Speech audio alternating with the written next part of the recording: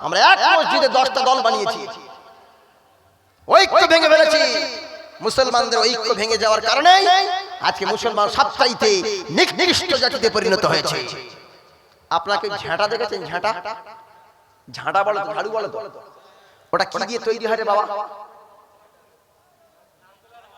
নারকেলের কাঠি না? নারকেল কাঠি? হ্যাঁ, আচ্ছা, নারকেল কাঠি দিয়ে ঝাঁটা তৈরি হয়। ওই ঝাঁটায় কাঠি থাকে কটা? একটা থাকে তো? কটা থাকে? একটা থাকে না? ওই দেখ বলে হ্যাঁ।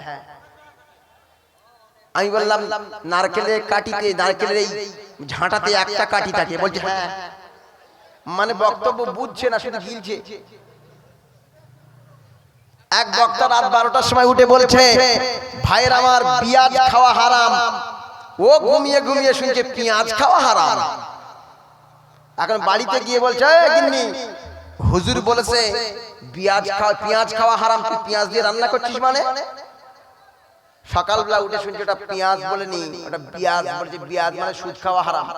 তা ভালো করে শুনতে হবে, ভালো করে উত্তর দিতে হবে। কি করে? ঝাঁটাতে একটা কাঠি থাকে না, কত কাঠি থাকে? 100 কাঠি অধিক থাকে। ওই কাঠি কিন্তু শুধু সবাই হাত দিয়ে ধরে না, ওরা একটা দড়ি দিয়ে বাঁধতে হয়। বাঁধতে হয় কি হয় না? সম্মানিত আমার, আপনাকে যদি আমি বলি একটা ঝাঁটার কাঠি দিয়ে এই মজলিসটাকে সুন্দর করে পরিষ্কার করুন, পরিষ্কার কি করা যাবে নাকি? যাবে না। যদি 100 কাঠি দিয়ে বলি পরিষ্কার করুন, তাও ভালো করে পরিষ্কার করা যাবে না। কেন? কোনো দড়ি দিয়ে বাঁধা নেই, বার হয়ে চলে যেতে পারে। আবার যখন 100 কাঠি দেওয়ার পরে একটা দড়ি দিয়ে সুন্দরভাবে বেঁধে দেব, তখন ওই ঝাঁটার কাঠিগুলো এদিক ওদিক যাবে না। ওই ঝাঁটা দিয়ে এ সমাজ পরিষ্কার করা সম্ভব, দেশ পরিষ্কার করা সম্ভব, গোটা পৃথিবী ঝাঁটিয়ে পরিষ্কার করা সম্ভব। আমি একা হলে ব্যক্তি, আর আমরা সবাই হলে মহাশক্তি। ওই শক্তি ইমানি দড়ি দিয়ে বাঁধলেই মুসলমান যদি আমরা সবাই হতে পারি, তাহলে পৃথিবীর কেউ আমাদেরকে মারতে পারবে না। আমরা ঝাঁটা দিয়ে গোটা বিশ্ব ঝাঁট দিয়ে পরিষ্কার করে দেব। আমরা শিক্ষা অর্জন করি না, আমরা ঐক্য ভেঙে ফেলেছি, যার কারণে আমরা আজকে মার খাওয়া জাতিতে পরিণত হয়েছি। 3 নম্বর হলো আমরা নামাজ ছেড়ে দিয়েছি। কি ছেড়ে দিয়েছি? নামাজ। সত্যি বলেন, নামাজ ছেড়ে দিইনি? আপনাদের মসজিদে ফজরের জামাতে লোক কটা হয়? ইমাম সাহেব আছে? ইমাম সাহেব কই? আপনি ইমাম সাহেব, ফজরের জামাতে লোক কজন হয়? জি, লজ্জায় বলতে পারছেন না। 10 জন? হ্যাঁ, 15-20 জন, মনে করেন 15-20 জন। তা এই মেলায় তো 1 লাখ লোক ঘুরতেছে, আর ফজরের জামাতে মাত্র 15 জন, 20 জন। আমরা নামাজ পড়ি না। আসলে সমাজে 5 রকম নামাজি মোল্লা আছে। কয় মোল্লা? কয় মোল্লা? 5 মোল্লা। কয় মোল্লা? 5 মোল্লা। আরে বক্তব্য তো এখন শুরু করিনি, সবে তো ইন্ট্রোডাকশন, সূচনা হয়েছে। 5 মোল্লা আছে, 5 শ্রেণীর মোল্লা আছে। কয় মোল্লা? 5 শ্রেণীর। 1 নম্বর মোল্লা হলো ঈদু মোল্লা। ঈদু মোল্লা শুধু খালি ঈদের সময় নামাজ পড়ে, রোজার ঈদের নামাজ পড়ে শুধু পায়েস খাওয়ার জন্য, আর বকরা ঈদের নামাজ পড়ে গরুর গোশত খাওয়ার জন্য। যারা শুধু ঈদের সময় নামাজ পড়ে, এই মোল্লার নাম হলো ঈদু মোল্লা। ঈদু মোল্লা। 2 নম্বর হলো রমজান মোল্লা। রমজান মোল্লা কি করে? সারা বছর নামাজ পড়ে না, শবে বরাত যেদিন হয়ে গেল সেদিন রাতে এসে সারা রাত নামাজ পড়ে। পড়ার পরে ওখান থেকে 15 দিন পরে গিয়ে এইবার রোজা শুরু করে আর নামাজ পড়ে। কখনো পড়ে কখনো পড়ে না। গোলেমালে যায় যতদিন, এরম করে খাবি কতদিন? এইবার সারা মাসটা রমজান মাস চলে গেল। যাওয়ার পরে চাঁদ রাতের দিন ভালো করে দাড়িটা কামিয়ে নিল, মাথার চুলটা কেটে ফেলল। ফেলার পর ঈদের দিন বান্দা আমার সবার সামনে দাঁড়িয়ে ঈদের নামাজ পড়ে নিলাম। সারা বছর যে নামাজ পড়ে না, রমজান মাসে যে নামাজ পড়ে তার নাম হলো রমজান মোল্লা। কি মোল্লা? রমজান মোল্লা। এখানে কেউ রমজান আছে নাকি? কে আছে? ওরে আল্লাহর ওলি, হ্যাঁ, তোর ঘাড়ের মধ্যে গেল। সুবহানাল্লাহ। 3 নম্বর হলো শুক্র মোল্লা। শুক্র মোল্লা সারা সপ্তাহ নামাজ পড়ে না, শনিবার নামাজ পড়ে না 5 ওয়াক্ত, রবিবার 5 ওয়াক্ত, সোমবার 5 ওয়াক্ত, মঙ্গলবার 5 ওয়াক্ত, বুধবার 5 ওয়াক্ত, বৃহস্পতিবার 5 ওয়াক্ত, শুক্রবার 4 ওয়াক্ত, মানে 39 সপ্তাহে 39 ওয়াক্ত নামাজ পড়ে না। আর জুমার দিনে গিয়ে আল্লাহু আকবার যা সে কপালে হয়ে যাক। আমি যুবককে জিজ্ঞেস করলাম, কি গো তুমি শুধু জুমার নামাজ পড়ে কেন গো? বলছে হুজুর আমি একটা হুজুরের কাছ থেকে বক্তব্য শুনেছিলাম, 3 জুমায় যদি না হাজির হই আল্লাহ মুনাফিকের খাতায় নাম লিখে দেয়। কোথায় নাম লিখে দেয়? মুনাফিকের খাতায় নাম লিখে দেয়। ওই জন্য আমি 2 সপ্তাহ পর পর 3 সপ্তাহের মাথায় এসে নামাজ পড়ি। আমি বললাম ওরে ভাই হাদিস কিন্তু ঠিক, 3 সপ্তাহ যদি কেউ জুমার নামাজ না আদায় করে তাহলে আল্লাহ মুনাফিকের খাতায় তার নাম লিখে, ভালো কথা তুমি ওই জন্য জুমার নামাজ পড়ছো। তবে আমি একটা হাদিস শোনাই, আল্লাহর নবী বলেন মান তারাকা সালাতান মুতাআম্মিদান ফাকাদ কাফার, যে ব্যক্তি ইচ্ছা করে নামাজ ছেড়ে দিল ওই ব্যক্তি কুফরি করলো। তার মানে সপ্তাহে 39 বার কুফরি করে। আর জুমার দিনে মুনাফিকের খাতা থেকে নাম তোলার জন্য জুমার নামাজ পড়ে। আল্লাহর ওলি, সারা বছর কোনো নামাজ নাই, জুমার দিনে নামাজ পড়া চাই। ও ছুটে গিয়ে কটা বাজে রে? ও 12:30 বেজে গেছে, ও লাভ মেরে পুকুরে পড়েছে। আর ফরজ গোসল ও গালে পানি দিয়েছে কি নাকে পানি দিয়ে দেখার দরকার নেই, লাভ মেরে উঠেছে। উঠে কোন রকমের একটা জামা পরেছে, জামাটা পরে ছুটে এসে মসজিদে এসে দেখি এই তুই উল্টো জামা পরেছিস কেন রে? বলছি হুজুর মোটে সময় নেই। মানে ও এমন পাকা ধানে ওর গরু পড়েছে, ওর কোনো সময় নেই। সম্মানিত বারবার 4 নম্বর মোল্লার নাম হলো পাঁচু মোল্লা। এই যে বসে আছে পাঁচু মোল্লা হলো দিনে 5 বার যে নামাজ পড়ে, একবার ফজরের সময় পড়ে, একবার যোহরে পড়ে, একবার আসরে পড়ে, একবার মাগরিবে পড়ে, একবার এশায় পড়ে। দিনে 5 বার যে মোল্লা নামাজ পড়ে ওই মোল্লার নাম হলো পাঁচু মোল্লা। আর পাঁচু মোল্লা এই গ্রামে মাত্র 15 জন, যারা মানে যারা ফজরের সময় হাজির হয় এরাই হলো পাঁচু মোল্লা। আর এগুলো কারা? এবারে বলবো। 1 নম্বর হলো ঈদু মোল্লা, 2 নম্বর রমজান মোল্লা, 3 নম্বর শুক্র মোল্লা, 4 নম্বর পাঁচু মোল্লা, 5 নম্বরটা থাক বলবো না। বলবো? গাড়ি যেতে দেবেন তো? মারধর করবেন না তো? ভয়তে বলতে পারছি না। বলবো? আপনারা অনুমতি দিচ্ছেন তো? আরে ভাই আমি কিন্তু বলছি না, অনুমতি দিচ্ছে বলে বলছি কিন্তু। 5 নম্বর হলো আলু মোল্লা। কি মোল্লা? আলু মোল্লা। এইবার যদি আমি আপনাদেরকে জিজ্ঞাসা করি আলু কিসের সঙ্গে খায়? সবার সঙ্গে যায়, বলতে সবার সঙ্গে যায়। আলু গোশে খায়, আলু ডিমে খায়, আলু মাছে খায়, আলু সবজিতে খায়, আলু সিদ্ধ করে খায়, আলু পুড়িয়ে খায়, আলু কাবলি করে খায়, আলু আপনার কিনা চোকা করে খায়, আলু ছানা করে খায়, আলু ভর্তা করে খায়, আলু ভাজা করে খায়। আলু সবার সঙ্গে যায়। আলু যেমন সবার সঙ্গে যায়, এক শ্রেণীর মোল্লা আছে সব জায়গায় যায়। তার মানে সেই ঈদের সময় যায়, রমজান মাসে যায়, শুক্রবারে যায়, 5 ওয়াক্তে যায়, মাঝে মাঝে মেলায় একটু যায়, সুদ একটু খায়, ঘুষ একটু খায়, আল একটু ঠেলে, মারে একটু কম দেয়, ওজন একটু কম দেয়, 2 নম্বরই একটু করে, চিটারি একটু করে, বাটপারি একটু করে। সব জায়গায় যে মোল্লা চলে ওই মোল্লার নাম হচ্ছে আলু মোল্লা। এইবার আমি প্রশ্ন করছি এখানে বেশি আলু মোল্লা না পাঁচু মোল্লা? আমি বলছি না কিন্তু অনুমতি দেশ তাই বলছি। হ্যাঁ, আলু মোল্লা বেশি না পাঁচু মোল্লা? আবার পাঁচু মোল্লা বেশি, 15 জন পাঁচু মোল্লা। শুধু ফজরের জামাতে গেলে বোঝা যাবে কজন পাঁচু মোল্লা। তাহলে আমরা নামাজ ছেড়ে দিয়েছি। নামাজ জেনে পড়ি না, আমরা রাজমিস্ত্রি জেনে করি, বক্তব্য জেনে করি, কোরআন জেনে পড়ি, শিক্ষক জেনে হই, ইঞ্জিনিয়ার, ডাক্তার, মাস্টার, ব্যারিস্টার সবকিছু জেনে তারপর করি, কিন্তু নামাজ না জেনে পড়ি। কই একজন বলতে পারবে যে ইমাম সাহেবের কাছে গিয়ে আমি 1 সপ্তাহ 2 সপ্তাহ ধরে নামাজ ট্রেনিং নিয়ে তারপর নামাজ পড়ছি? বলতে পারবেন? আমি চ্যালেঞ্জ করছি, বলতে পারবেন না আপনি।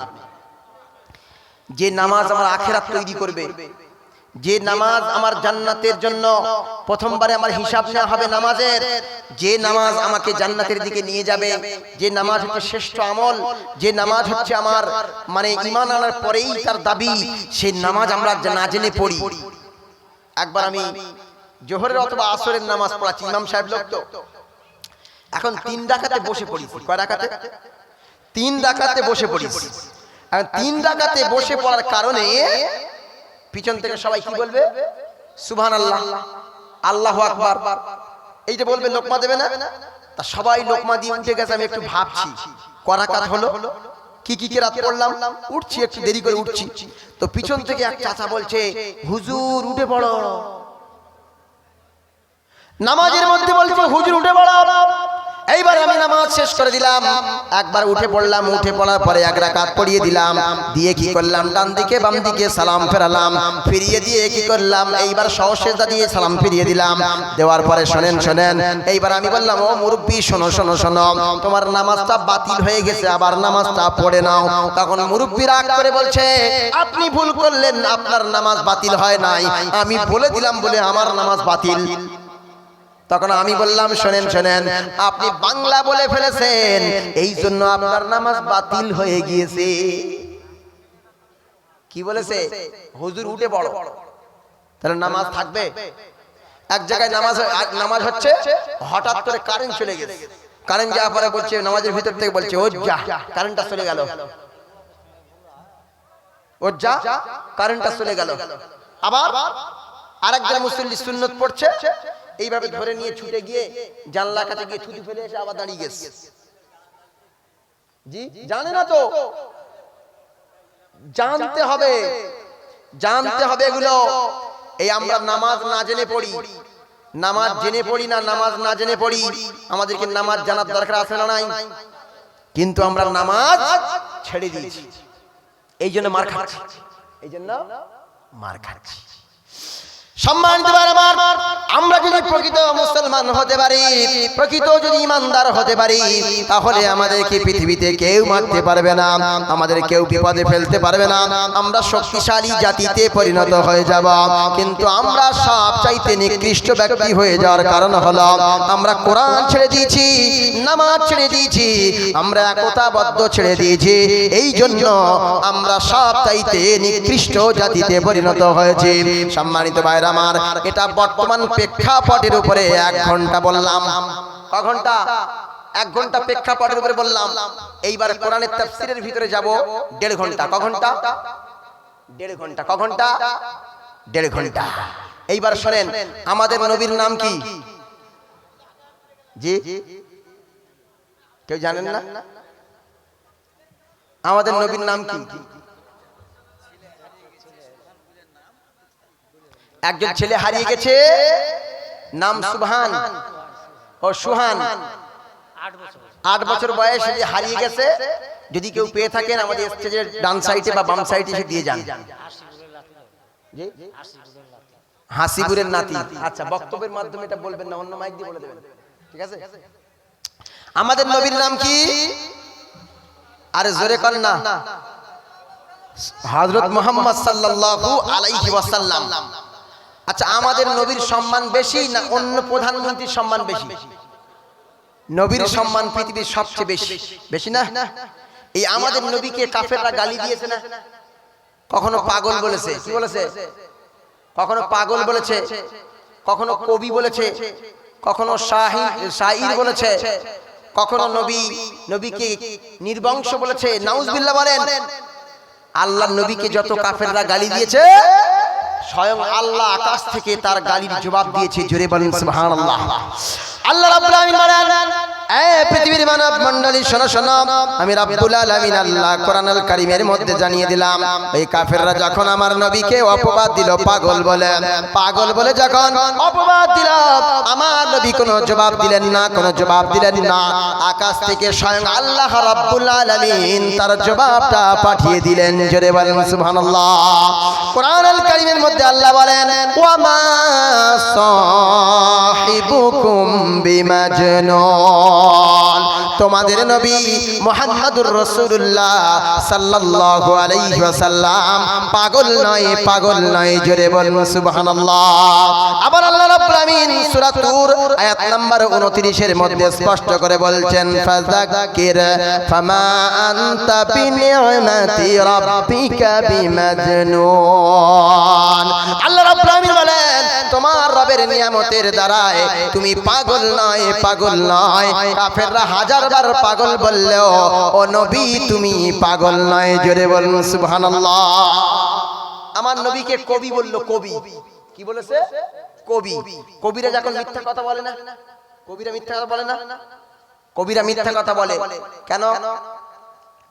কবি নজরুল বলছে যদি আমার প্রিয়াকে পেতাম, আমার প্রেমিকাকে যদি পেতাম, তাহলে আকাশের চাঁদ থেকে জ্যোৎস্না আনতাম আর আলতা মাখাতাম, মাখিয়ে তার পায়ে পরিয়ে দিতাম। আচ্ছা সত্যিকারে কি ওই চাঁদের থেকে জ্যোৎস্না আনতে পারবে? তাহলে এটা মিথ্যা কথা নয়? মিথ্যা কথা। তার মানে কবি মিথ্যা কথা বলতে পারে, নিজের কবিতার আবেগ দিয়ে বাঁধন হারা হয়ে যায়। কবি তার মানে বাঁধন হারা হয়ে কথা বলে, কিন্তু আমার নবী কোনোদিন মিথ্যা কথা বলে নাই জোরে বলেন সুবহানাল্লাহ। আমার নবী কবি ছিলেন না, আমার নবী নবী ছিলেন। কবি ছিলেন না, নবী ছিলেন। আল্লাহ সেই কথাটা কোরআনের মধ্যে বলছেন জোরে বলেন সুবহানাল্লাহ। আল্লাহ রাব্বুল আমিন বলেন, সূরার নাম হলো সূরা হাক্কা, আয়াত নাম্বার হলো 41। আল্লাহ রাব্বুল আমিন কোরআন আল কারীমের মধ্যে বলছেন ওয়া মা হুয়া বিকাউলি শাইরিন কালিলাম মা তুমিনুন। না না না না, এটা কোনো কবির কথা নয়, কবির কথা কোরআন নয়, বরং তোমরা কম সংখ্যক মানুষই মানে না। আল্লাহ পাক অন্য জায়গায় আবার বলছেন, সূরার নাম হলো সূরা শুআরা, আয়াত নাম্বার 224। আল্লাহ বলছেন আশ-শুআরা ইয়াত্তাবিউনাল গাবুন, ওই কবিদেরকে অনুসরণ করে যারা পথভ্রষ্ট মূর্খ, তারাই অনুসরণ করে। কিন্তু আমার নবী কবি নয়, নবী।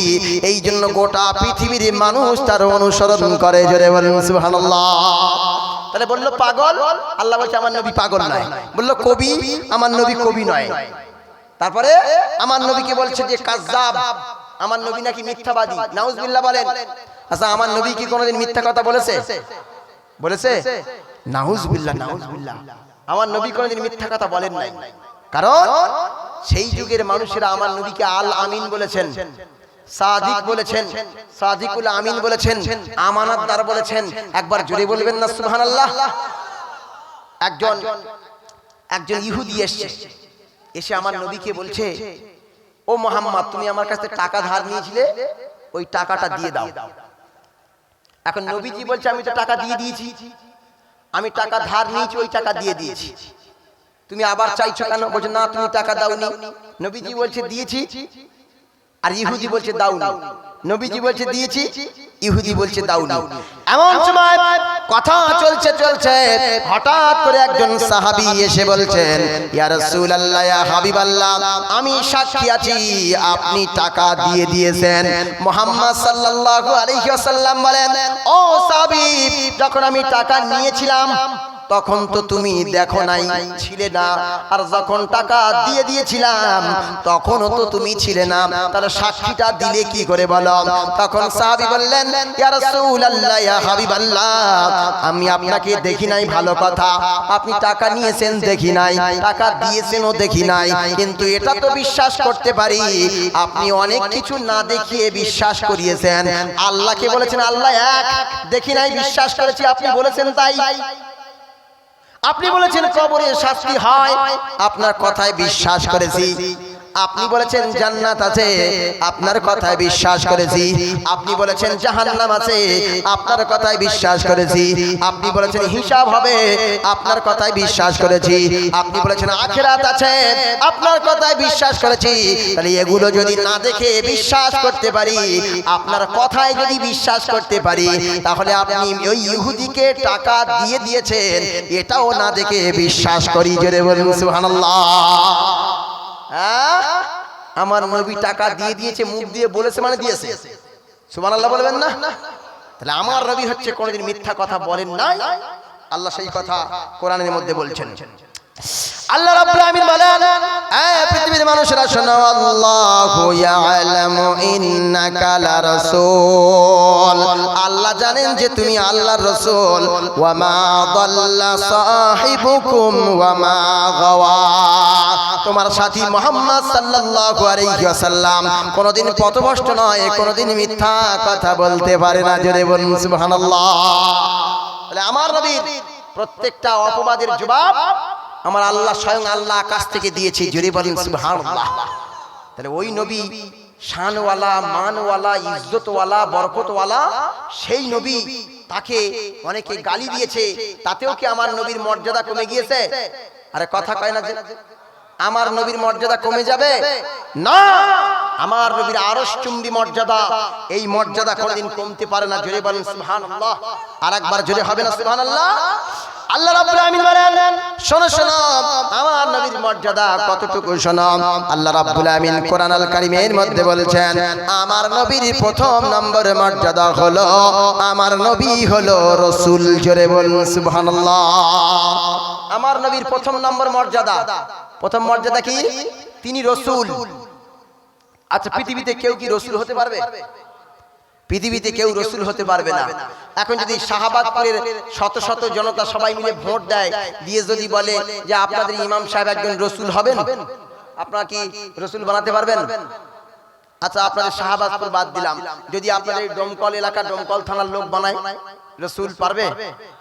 যদি মুর্শিদাবাদের লোক সবাই ভোট দেয়, রাসূল বানানো যাবে? যদি এই ভারতবর্ষের তথা পশ্চিমবাংলার 10 কোটি, পশ্চিমবাংলার 10 কোটি মানুষ যদি একজনকে ভোট দেয়, দিয়ে বলে রাসূল, রাসূল কি হবে? পৃথিবীর 200 কোটি নয়, 850 কোটি মানুষ আছে, সবাই মিলে যদি বলে এই ইমাম সাহেব একজন রাসূল, তারপরেও কি উনি রাসূল হতে পারবেন নাকি? না না না না, রাসূল কোন ইলেকশন করে তৈরি করা যায় না, ভোট দিয়ে রাসূল তৈরি করা যায় না, মনোনয়ন করে রাসূল তৈরি করা যায় না, আপনাকে না ভোট দিয়ে রাসূল তৈরি করা যায় না, ইলেকশন করে তৈরি করা যায় না।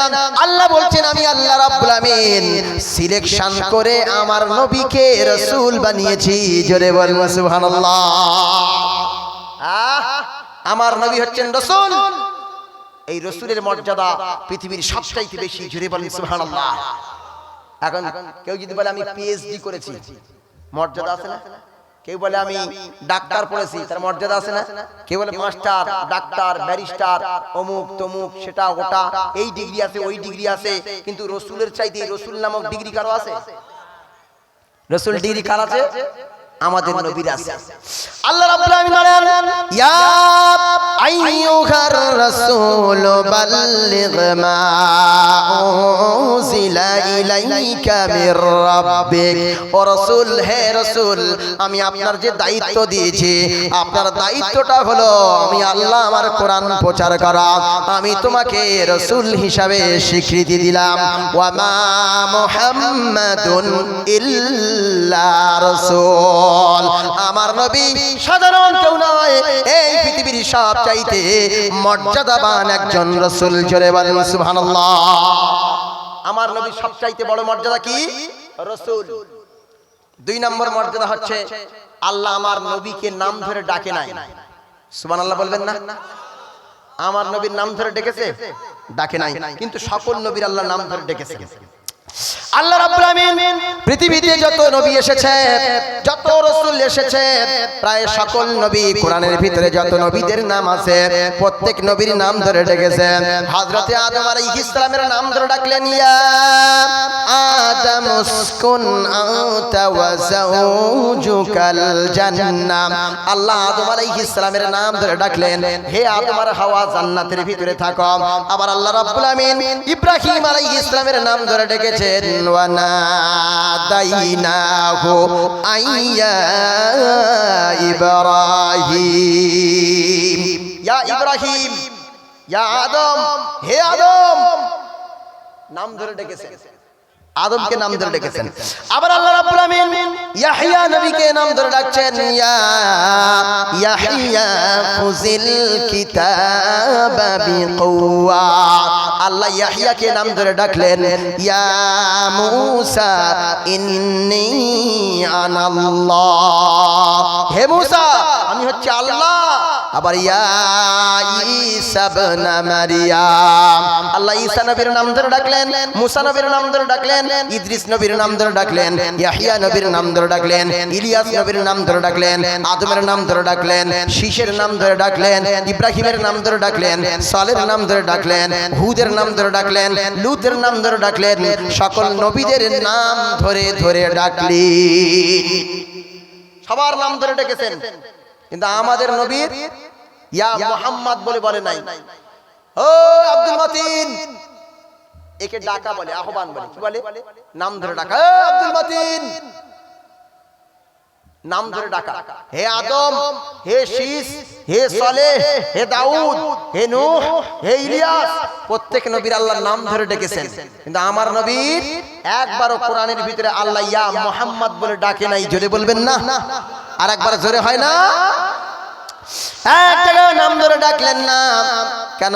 কেন নাম ধরে ডাকলেন না? নাম ধরলে কি সম্মান যাবে নাকি? সম্মান যাবে নাকি? কথা কয় না। নাম ধরে ডাকলে কি সম্মান যাবে নাকি? আপনারা যদি আমাকে বলেন এই ইমরান আনোয়ার, সম্মান যাবে, কমবে না বাড়বে? বাড়বে না। আপনাদের ইমাম সাহেবের নাম কি? হুজুর আপনার নাম কি?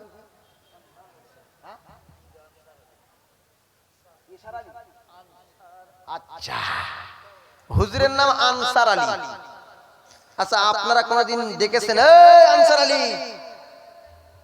কথা কয় না যে? হুজুরে ডেকেছেন এই আনসার আলী? কেন ডাকেননি? না, ডাকেননি কেন নাম ধরে? ইমাম সাহেবের একটা সম্মান আছে, উনি মসজিদের ইমাম। ওই ইমাম, ইমাম মসজিদের ইমাম, সালাতের ইমাম, ইমাম হওয়ার কারণে আপনার নাম ধরে ডাকেন নাই, তার সম্মান নষ্ট হবে। তাই তাহলে একটা মসজিদের ইমাম, তাহলে একটা মসজিদের ইমামের সম্মান নষ্ট হওয়ার জন্য নাম ধরে ডাকলেন না। আর আমাদের নবী হচ্ছে সকল নবীদের ইমাম। যদি বলেন সুবহানাল্লাহ। তাহলে আপনারা সাধারণ ইমাম, মসজিদের সাধারণ ইমামকে নাম ধরে ডাকলেন না। আর আল্লাহ তাই এই পৃথিবীর, এই বিশ্ব চরাচরের মহান ইমাম হচ্ছেন মুহাম্মাদুর রাসূলুল্লাহ। সবাই বলেন সাল্লাল্লাহু আলাইহি ওয়াসাল্লাম। আল্লাহ আমার নবীর নাম ধরে ডাকে নাই। দেখেছে? একবার নাম ধরে ডাকে নাই। আপনারা কিন্তু ইমাম সাহেবকে অনেক নামে আপনারা ডাকেন। ও মৌলভী সাহেব, ও মাওলানা সাহেব, ও ইমাম সাহেব, ও হাজি সাহেব, ও মুফতি সাহেব, ও মাওলানা সাহেব, ও মোল্লা সাহেব, এমনি করে আপনারা নাম ধরে ধরে ডাকেন নাই। কিন্তু আপনারা গুণবাচক নাম দিয়ে ডেকেছেন, গুণ ধরে ডেকেছেন। মাওলানা সাহেব, মুফতি সাহেব, আলিম সাহেব, বক্তা সাহেব, বিভিন্ন ভাবে ডেকেছেন। আমার আল্লাহ আমার নবীকে গুণবাচক নাম ধরে ডেকেছে। জোরে বলেন সুবহানাল্লাহ। আমার নবীর গুণবাচক নাম ধরে ডেকেছে, 7 নামে ডেকেছে। কয় নামে? কটা নামে? 7 নামে। এবার আঙ্গুল গুনেন। 1 নম্বর হচ্ছে আল্লাহ পাক রব্বুল আলামিন আমার আপনার নবী, বিশ্ব নবী মুহাম্মদুর রাসূলুল্লাহ সাল্লাল্লাহু আলাইহি ওয়াসাল্লামকে রাসূল বলে ডাক দিয়েছেন। হে রাসূল, ইয়া আইয়ুহার রাসূল, হে রাসূল। আল্লাহ রাসূল বলে ডাক দিলেন আর বললেন ইয়া আইয়ুহার রাসূল বাল্লিগ মা উনজিলা ইলাইকা মির রাব্বিক। আল্লাহ এখানে রাসূল বলে ডাক দিলেন 1 নম্বরে, যেমন আপনারা ইমাম বলে ডাক দিলেন। 2 নম্বরে আল্লাহ রাব্বুল আলামিন আমার নবীকে ডাক দিচ্ছেন নবী বলে। নবী, ইয়া আইয়ুহান নাবিয়্যু ইন্না আরসালনাকা শাহিদাও ওয়া মুবাশশিরাও ওয়া নাযীরা। জোরে বলুন আল্লাহু আকবার। তাহলে 1 নম্বর কি? 1 নম্বর রাসূল, 2 নম্বর কি? নবী, 2 নম্বর নবী বলে ডাক দিয়েছে। তিন নম্বরে আল্লাহ রাব্বুল আমিন ডাক দিচ্ছেন আমার নবীকে বলছেন ইয়া আইয়ুহাল মুজাম্মিল কুমিল লাইলা ইল্লা কালিলা। আমার নবীকে আল্লাহ রাব্বুল আমিন চাদর আবৃত কাপড় আবৃত ব্যক্তি বলে ডাক দিলেন ইয়া আইয়ুহাল মুজাম্মিল। চার নম্বরে আল্লাহ ডাক দিলেন ইয়া আইয়ুহাল মুদাসসির কুম ফাআনজির ওয়া সিয়াবাকা ফাতাহহির। আল্লাহ রাব্বুল আমিন বলেন আমার নবীকে এখানেও কাপড় আবৃত ব্যক্তি বলে ডাক দিলেন। জোরে বলেন সুবহানাল্লাহ। কটা হয়েছে? চারটি। এক নম্বর রাসূল, দুই নম্বর নবী, তিন নম্বর মুজাম্মিল, চার নম্বর মুদাসসির। চলুন আরেকটু আগে যাই। আর তিনটে বাকি আছে। পাঁচ নম্বরে হলো আল্লাহ রাব্বুল আমিন ডাক দিচ্ছেন তাহা মা আনজালনা আলাইকাল কুরআনা লিতাশকা। আল্লাহ রাব্বুল আলামিন আমার নবীকে তাহা বলে ডাক দিলেন। কি বলে? তাহা বলে ডাক দিলেন। ছয় নম্বরে আল্লাহ পাক বলছেন ওয়া মা সাহিবুকুম বিমাজনুন। সাথী বলে ডাক দিলেন। জোরে বলেন সুবহানাল্লাহ। সাত নম্বর বাকি আছে। সাত নম্বরটা হচ্ছে আল্লাহ বলছেন পারা নাম্বার 23, 22 থেকে শুরু হচ্ছে, 23 গিয়ে শেষ হচ্ছে। নাম হচ্ছে সূরা ইয়াসিন। কি নাম? সূরা ইয়াসিনের প্রথমে আল্লাহ ডাক দিচ্ছেন। আল্লাহ রাব্বুল আমিন বলেন ইয়াসিন ওয়াল কুরআনিল হাকীম ইন্নাকা লামিনাল মুরসালিন। আল্লাহ ইয়াসিন, ইয়া মানে হে, সিন মানে সাইয়্যিদ, সাইয়্যিদ মানে নেতা। আল্লাহ নবীকে বলেন হে নেতা, ও লিডার অফ দ্য ওয়ার্ল্ড, হে পৃথিবীর নেতা। জোরে বলেন সুবহানাল্লাহ। আল্লাহ এখানে ইয়াসিন বলে আল্লাহ 5 জগতের নেতা বলে ডাক দিয়েছেন। কয় জগতের? 5টা জগতের। এক নম্বর হচ্ছে সাইয়্যিদ মানে নেতা বললাম না, ইয়াসিন, সিন থেকে সাইয়্যিদ। ইয়া সাইয়্যিদুল মুরসালিন, হে সমস্ত নবীদের নেতা, মুরসালিন রাসূলদের নেতা। ইয়া আইয়ুহাল আম্বিয়া, হে সমস্ত নবীদের নেতা। ইয়া আইয়ুহাল কাউনাইন, হে দুই জগতের নেতা, দুনিয়ার জগতের নেতা, আখিরাতের জগতের নেতা। আল্লাহ এখানে সাইয়্যিদুল বাশার, হে মানুষের নেতা। আল্লাহ পাক বলেন হে সাইয়্যিদুল আলামিন, হে জগৎ সমূহের নেতা। মানে আল্লাহ পাক রব্বুল আমিন আমার নবীকে 5 নেতা বলে ডাক দিয়েছেন। জোরে বলেন সুবহানাল্লাহ। আমার নবীর নাম ধরে ডাকলেন না, অথচ আমার নবীকে 7 রকম কোয়ালিটিতে ডাক দিলেন। কিন্তু আমার নবীর নামটা আল্লাহ কোরআনের ভিতরে মুহাম্মদ বলে 4 জায়গায় ডেকেছেন। কবার ক জায়গায়? ইয়া মুহাম্মদ বলে নাই, শুধু মুহাম্মদ বলে উল্লেখ করেছেন। এখন আপনাদের ইমাম সাহেবের নাম আনসার সাহেব, তাই না? ও আনসার সাহেব, এটা ডাকা বলে। কি বলে? এটা ডাকা বলে। আর যদি কেউ জিজ্ঞেস করে আপনাদের ইমাম সাহেবের নাম কি? আনসার সাহেব, এটা উল্লেখ বলে। কি বলে? উল্লেখ। তা এনার নাম যদি আমরা না বলি তাহলে বুঝবো কি করে? বোঝা যাবে কি? বোঝা যাবে না। আল্লাহ বলছে আমার নবীর নাম যদি কোরআনের ভিতরে না দিই তারা বুঝবি কি করে যে আমার নবী মুহাম্মদ? সুবহানাল্লাহ বলবেন না? আল্লাহ বলছেন আমি 4 জায়গায় আমার নবীর নামটা মুহাম্মদ বলে ডেকেছি। জোরে বলেন সুবহানাল্লাহ। আর এক জায়গায় আহমদ বলে ডেকেছি। জোরে বলেন সুবহানাল্লাহ। এবার 4টে দলিল নিয়ে নেন। আল্লাহ রাব্বুল আমিন বলেন আমার নবীর 4 জায়গায় মুহাম্মদ বলে ডেকেছি। পয়েন্ট নাম্বার 1, আল্লাহ পাক বলছেন ওমা মুহাম্মাদুন ইল্লা রাসূল ক্বাদ খালাত মিন ক্বাবলিহির রাসূল। আল্লাহ এক জায়গায় ডাক দিয়ে বললেন মুহাম্মদ নাম উল্লেখ করলেন। 2 নম্বরে আল্লাহ পাক বলছেন মুহাম্মাদুর রাসূলুল্লাহ ওয়াল্লাযীনা মাআহু আশিদ্দাউ আলাল কুফার ওয়া রুহামাউ বাইনাহুম। জোরে বলেন আল্লাহু আকবার। দুই জায়গায়। 3 নম্বরে আল্লাহ রাব্বুল আলামিন নাম ধরে ডাকছেন আর বলছেন মা কানা মুহাম্মাদুন আবা আহাদিম মির রিজালিকুম ওয়ালাকির রাসূলুল্লাহি ওয়া খাতামান নাবিয়্যিন ওয়া কানা আল্লাহু বিকুল্লি শাইইন আলিমা। 4 নম্বরে ওয়া আমিনু বিমা নুজিলা আলা মুহাম্মাদিন ওয়া হুয়াল হাক্কু মির রাব্বিহিম। কয় জায়গায় মুহাম্মদ?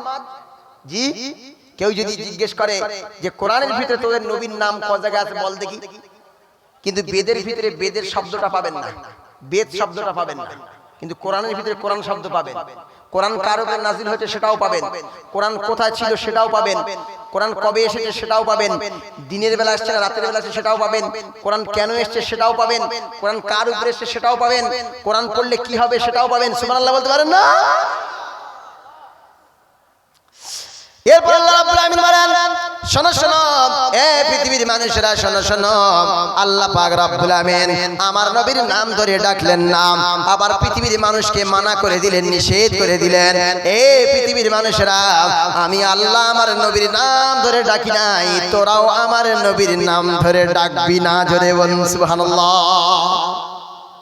আমার নবীর কি সম্মান, কি শান্তা, কি মানতা, কি মর্যাদা, কি রেসপেক্ট। কারণ আমার নবীর নাম পড়লে চুপ থাকলে হবে না, কৃপণ হয়ে যাবি বেটা, কিপটে হয়ে যাবি। আমার নবীর নাম পড়ার সাথে সাথেই সাল্লাল্লাহু আলাইহি ওয়াসাল্লাম বলার দরকার আছে না নাই? আছে। এটা হচ্ছে ওয়াজিব। কি বললাম? প্রথমবার যখন নবীর নাম শুনবেন প্রথমবারে বলা ওয়াজিব, সাল্লাল্লাহু আলাইহি ওয়াসাল্লাম দরুদ পড়া ওয়াজিব।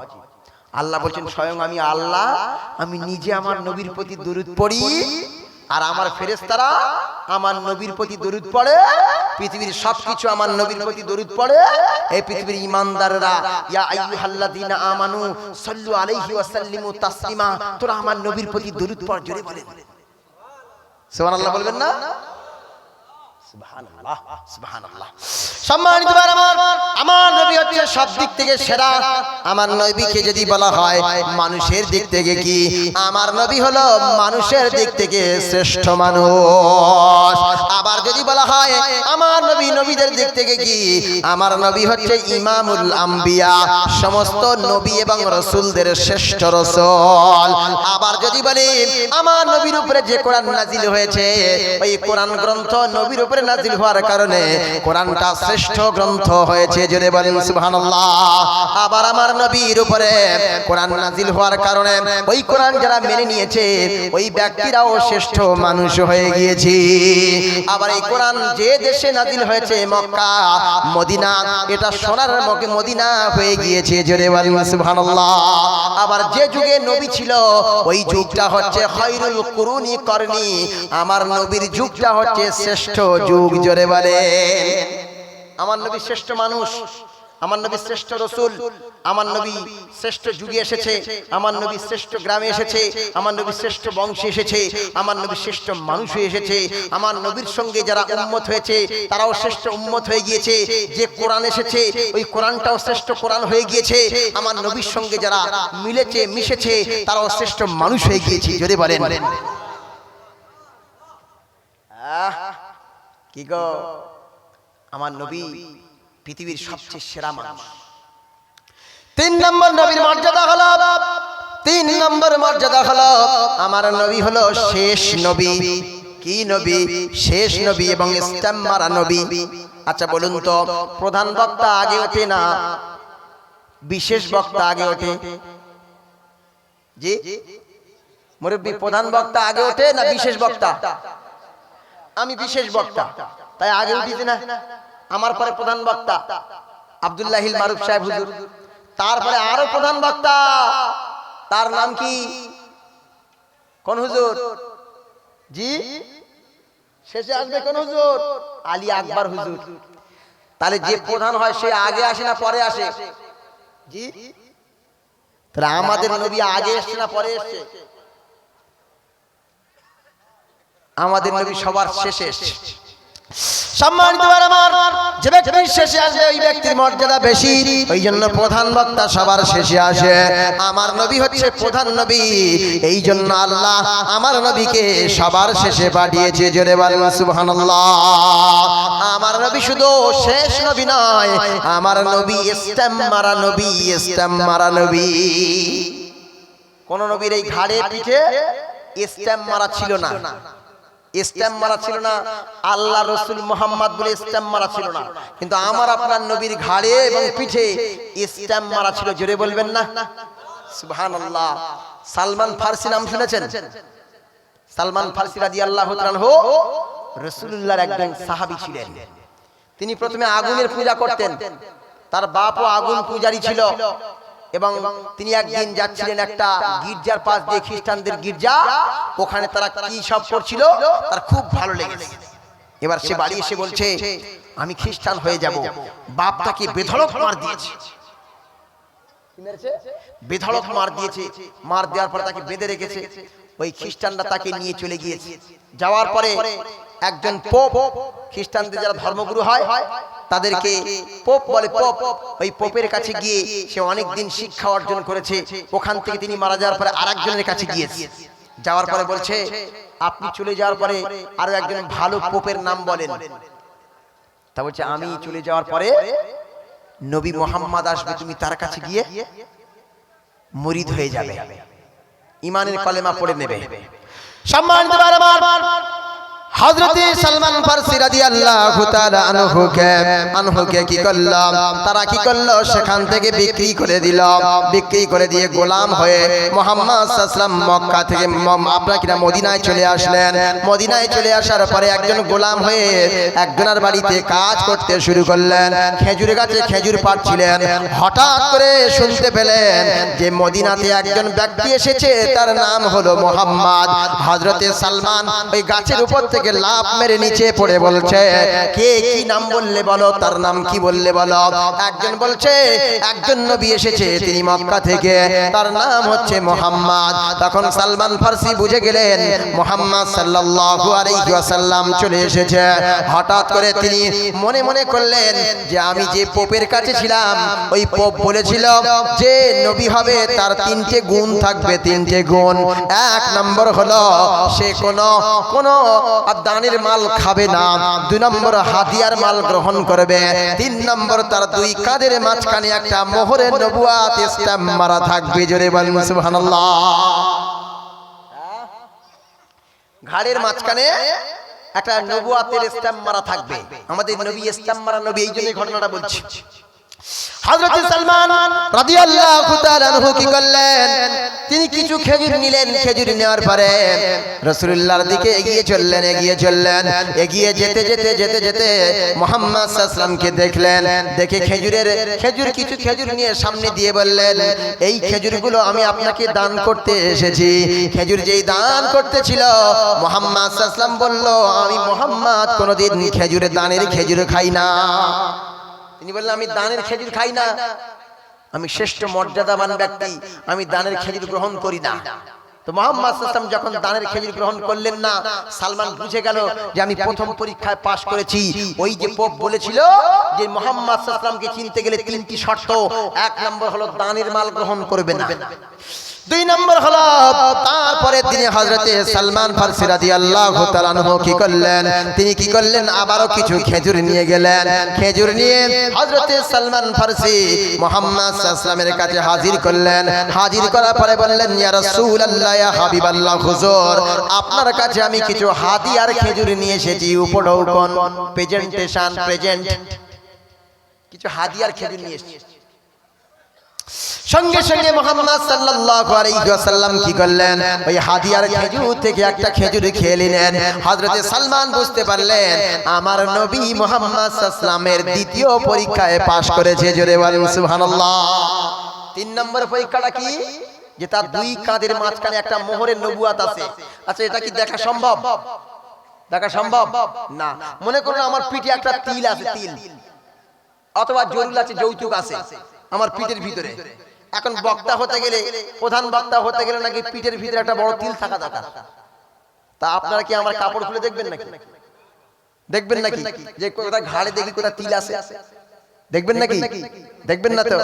তা এখন সালমান ফারসি রাদিয়াল্লাহু তাআলা উনি কি করে দেখবেন, কিভাবে দেখবেন? দেখতে পাবেন সম্মানিত ভাই আমার। তারপরে তিনি আবার সালমান ফারসি রাদিয়াল্লাহু তাআলা আনহু, হযরতে সালমান ফারসি রাসূলের কাছে চলে গেলেন।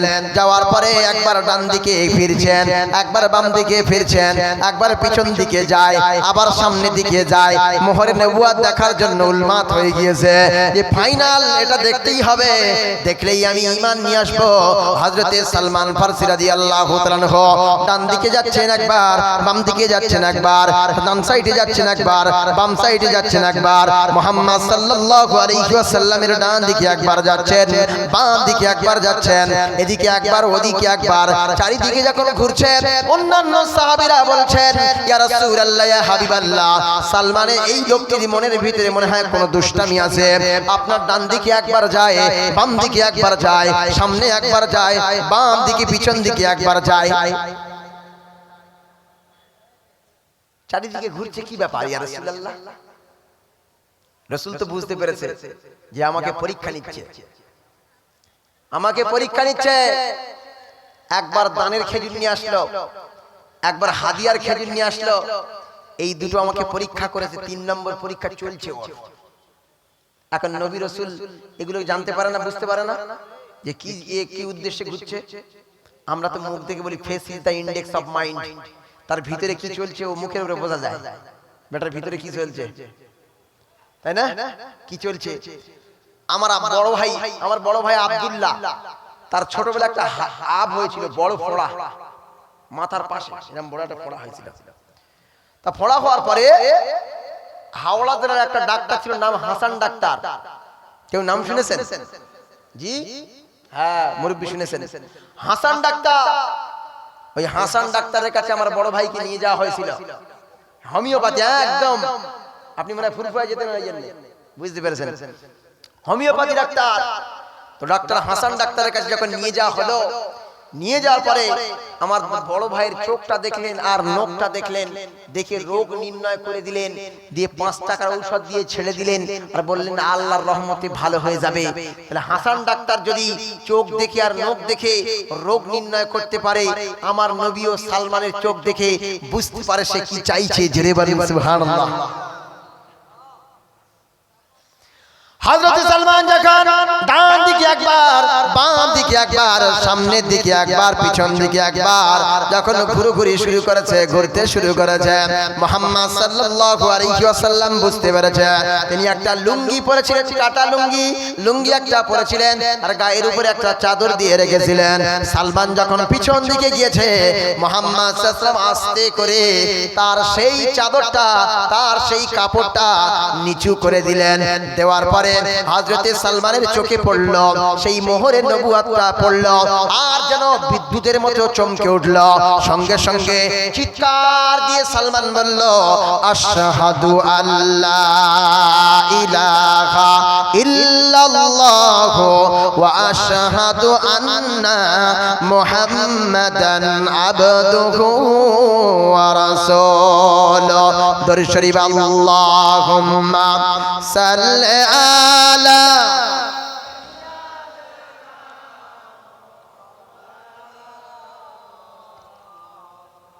ওয়া আলা আলি।